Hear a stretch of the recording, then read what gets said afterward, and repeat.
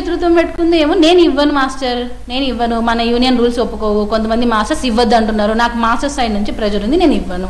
నేను ఉన్నది ఉన్నట్టు చెప్తాను, నేను కూడా యూనియన్ మెంబరే. కానీ అక్కడ ఏం జరుగుతుందో నేను చెప్పాలి కాబట్టి చెప్తున్నా. ఇవ్వద్దు అన్నారు, నేను ఇవ్వను అని. ఎందుకు ఇవ్వరు మీరు అని గొడవ కూడా జరిగేది యూనియన్లో.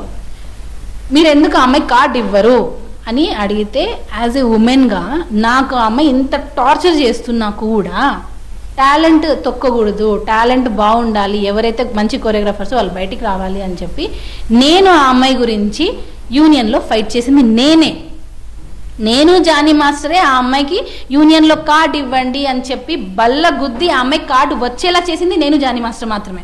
దీనికి ఎవరి సపోర్ట్ లేదు. కావాలంటే యూనియన్కి వెళ్ళి కూర్చొని మీరు యూనియన్ మెంబర్స్ని అడగండి. దీని వెనకాల ఒక పెద్ద కుట్ర ఉంది, దీనికోసం జానీ పోరాడాలని కూడా కొంతమంది హీరోలు వచ్చు, మంచి మనుషులు లాంటి వ్యక్తులు కొంతమంది ట్వీట్లు చేస్తున్నారు.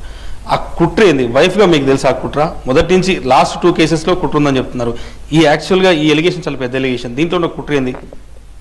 దీని వెనక అయితే పెద్ద ప్లానింగ్తోనే వచ్చారండి, చూస్తేనే అర్థమవుతుంది. ఎందుకనంటే ఇంత కష్టపడి నెల్లూరు నుండి వచ్చి వస్తువులతో ఉండి ఒక కెరియర్ని బిల్డ్ చేసుకొని ఇంత సక్సెస్ అయిన ఒక ఆర్డినరీ పర్సన్ నేషనల్ అవార్డు తీసుకొని తెలుగులో ఫస్ట్ కొరియోగ్రాఫర్ తెలుగు తీసుకొని ఇప్పుడు పొలిటికల్గా బాగా యాక్టివ్గా ఉన్నారు. సో ఖచ్చితంగా ఇది పెద్ద ప్లానింగ్తోనే చేస్తున్నారు. అంటే టోటల్గా ఇతను ఇండస్ట్రీలో ఇంకా అసలు ఉండకూడదు అనే దానిలో చేస్తున్నారు.